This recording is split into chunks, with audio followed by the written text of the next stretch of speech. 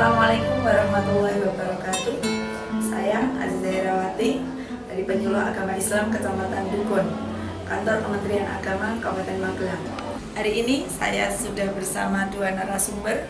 Yang satu ini Ibu Islamiyatur Rohmah, nanti beliau akan memperkenalkan sendiri. Beliau dari Universitas Aisyah Yogyakarta atau kita kenal dengan UNISA. Dan di sebelah kiri saya Ibu Bidan Endang Sri Purwatmi dari Puskesmas Kecamatan Dukun, yang hari ini kebetulan rawuh ke sini untuk mengisi sebuah acara di bimbingan perkawinan bagi calon pengantin untuk Kecamatan Dukun dan Sawangan untuk pimpin angkatan ke-21. Beliau nanti juga akan memaparkan apa yang sudah beliau lakukan dalam memberikan pendampingan terhadap calon pengantin. Kita akan berkenalan dengan Ibu Islamiyatur Rohmah. Monggo Bu Islam untuk memperkenalkan maksud kehadiran jenengan ke sini kepada para hadirin. Assalamualaikum warahmatullahi wabarakatuh. Nama saya Islamiyatur Rohmah. Saya dari UNISA, yakni Universitas Aisyah Yogyakarta. Bermaksud untuk melakukan penelitian tentang bagaimana pernikahan, bimbingan pernikahan bagi ibu-ibu muda dan bapak-bapak muda di Kabupaten Magelang, khususnya di Kecamatan Dukun. Nah, yang ingin kami ketahui lebih jauh itu apakah bimbingan perkawinan ini sangat bermanfaat ataupun berdampak pada pasangan-pasangan yang menikah di usia muda. Dan di sebelah kiri saya Ibu Bidan Endang Sri Purwatmi dari Puskesmas Kecamatan Dukun. Assalamualaikum warahmatullahi wabarakatuh. Kami Bidan Endang Sri Purwatmi dari Puskesmas Dukun. Kebetulan kami diundang untuk sebagai narasumber dalam acara bimbingan calon pengantin yang kebetulan sekali itu juga mengena sekali untuk kesehatan reproduksi calon-calon pengantin. Alhamdulillah sekali kita bisa mengisi tentang pertama pernikahan dini, kesehatan reproduksi, dan persiapan pranikah gitu ya.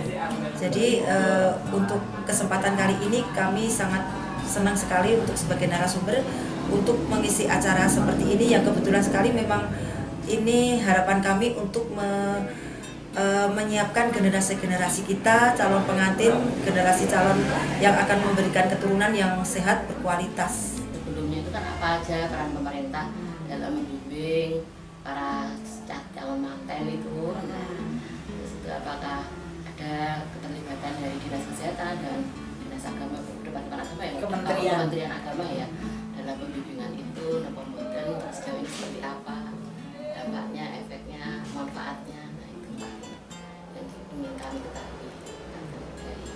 Kami penelitiannya dari Universitas Aisyah Yogyakarta. Iya.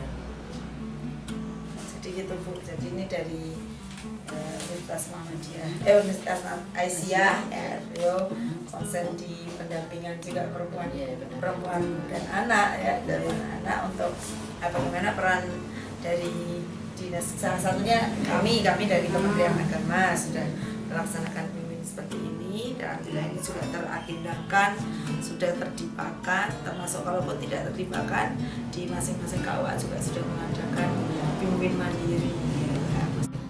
Jadi dari segi itu tuh kita sebetulnya untuk kesehatan tuh sudah banyak masuk ke situ. Belum lagi juga kita ke desa-desa. Ke desa-desa kita juga mengadakan penyuluhan untuk remaja-remaja melalui bidan desa. Iya, melalui bidan desa. Kita kan punya bidan desa, jadi kita kalau bidan desa itu mengadakan kegiatan, kita sebagai koordinator kita mengetahui di sana ada kegiatan untuk penyuluhan remaja. Di Posyandu remaja apa? Bukan, kadang-kadang di Karang Taruna. Karang Taruna maksudnya. Kita bidan desa mengadakan seperti itu, kita sudah tahu dia akan menyelipkan materi-materi yang seperti itu. Jadi kita untuk kesehatan banyak sekali. Terus kalau untuk ibu-ibu yang karena pernikahan dini ya, karena pernikahan dini memang ya banyak kasusnya seperti itu. Dia datang sudah dalam keadaan mungkin hamil Ya banyak Bu, karena tapi kita tetap tidak akan memvonis dia gimana-gimana, kita tetap akan merangkul dengan sayang mereka karena mereka sudah kena kasus malah nggak mungkin psikologisnya mungkin kita akan rangkul, kita akan sayangi dia agar dia mau rajin rutin untuk datang pemeriksaan ANC-nya gitu. Mungkin Ibu Bidan juga sudah sering menghadapi dan terkaget-kaget Iya, banyak banget gitu. Ini Ibu, kemarin itu kita ya sudah melakukan ya, kita sudah sering konsultasi sama Bapak yang ada di sini tuh. Kalau misalnya ada penyuluhan apa-apa kita diundang gitu kan. Ya. Penyuluhannya sebelumnya Binwin ini seperti ini. Selain ya, itu ada kan di desa-desa. Di desa juga ada. Oh, iya. Tapi kemarin itu pernah kok kita ya diundang ke sini untuk memberikan seperti itu, pernah ada. Kerjasama dengan Kak Wap, apabila ada calon pengantin kan diharapkan datang ke puskesmas dulu. Itu dengan harapan untuk imunisasi TT dan pemeriksaan yang lain-lainnya. Kalau dia tidak membawa hasil pemeriksaan dari puskesmas atau bidan, kan nggak bisa untuk di sini. Kita sektoral itu kita kita undang dulu. Nanti kita bisa sharing di situ, terus kita tindak lanjuti, terutama untuk tadi Bu Islam ini memberi masukan tidak hanya pranikah, tapi justru bumil, busui, itu kan mereka juga butuh tidak hanya dari segi kesehatan tapi juga dari tinjauan agama. Mungkin kami juga nanti bisa melibatkan teman-teman honorer yang kebetulan mereka juga para masyayikh, para kiai, dan mungkin ilmunya lebih bisa diterima, lebih menang sumune. Pengusuran kalau kelihatannya lebih bagus. Ini yang ikut pelatihan itu berapa orang? Ini jenengan pantau setelah pelatihan 6 bulan setelah ini, 1 tahun setelah ini, gimana dampaknya?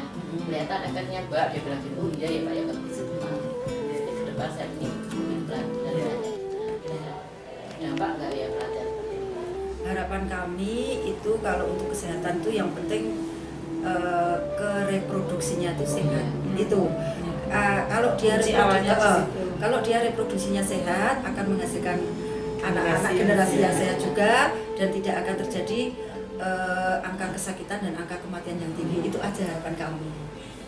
Itu. Kalau anak usia muda menikah kemudian menghasilkan anak, secara otomatis bagaimana nanti untuk menyiapkan itu kira-kira dari awal dan dari itu kan di salah satu materi pimpin kan ada menyiapkan generasi berkualitas itu, dan itu disampaikan setelah materi keseluruhan itu. Dan di situ nanti salah satunya nanti ada diskusi tentang anak yang berkualitas dengan tidak. Mereka akan mengeksplor seperti apa aja sih yang tidak berkualitas dan berkualitas. Baru nanti dari fasilitator mengajak bagaimana untuk tahap-tahap untuk menurunkan anak-anak yang menghasilkan anak-anak yang berkualitas itu. Generasi istilahnya judulnya memang mempersiapkan generasi berkualitas. Salah satunya juga nanti ada diskusi yang mempertemukan mereka berdua sebenarnya kalau waktunya cukup. Nah, itu mereka berdua awalnya mereka membuat sendiri, jadi mereka membuat sendiri yang boleh, yang tidak. Jadi juga yang boleh, yang tidak. Akhirnya disinkronkan mana yang sama di antara mereka. Terus nanti istilahnya di permainannya namanya kami kompak. Jadi mereka nanti duluan. Kami kompak langsung gitu. Nah, itu jadi permainan yang menarik dan memotivasi mereka untuk tidak hanya menikah itu tidak sekedar menikah, tapi mereka juga punya PR besar untuk mempersiapkan generasi yang berkualitas. Maksud nanti periksa rutin dan sebagainya. Saya selalu menyampaikan saat Bimwin, Susatin pun kalau mereka tete itu udah saya jangan lupa nikah tete lagi. Sampai berapa kali? Kalau sekarang beda ya, 5 kali. Enggak cuma dulu 2 kali toh ya, 5 kali. Terus pemeriksaan kehamilan juga harus rutin, kapsul itu juga yang kapsul tambah darah sampai tadi ya Mbak Islam kita ngomongkan kesalingan itu. Jadi laki-laki yang suami siaga itu betul. Jadi tidak hanya di awal dia senang menikah tapi nggak tahu kalau sebenarnya mereka harus didampingi gitu. Suami itu menjadi secara psikologis kan dengan pendampingan dia. Demikian wawancara kami dengan Ibu Islamiyatul Rohmah dari Universitas Aisyah Yogyakarta dan juga dengan Ibu Endang Sri Purwatmi dari sebagai bidang koordinator dari Puskesmas Kecamatan Dukun. Semoga bermanfaat dan menjadi motivasi bagi para calon pengantin untuk senantiasa mempersiapkan segalanya, termasuk dari segi kesehatan dan juga motivasi untuk melahirkan generasi-generasi berkualitas. Terima kasih, kurang lebihnya mohon maaf. Wassalamualaikum warahmatullahi wabarakatuh.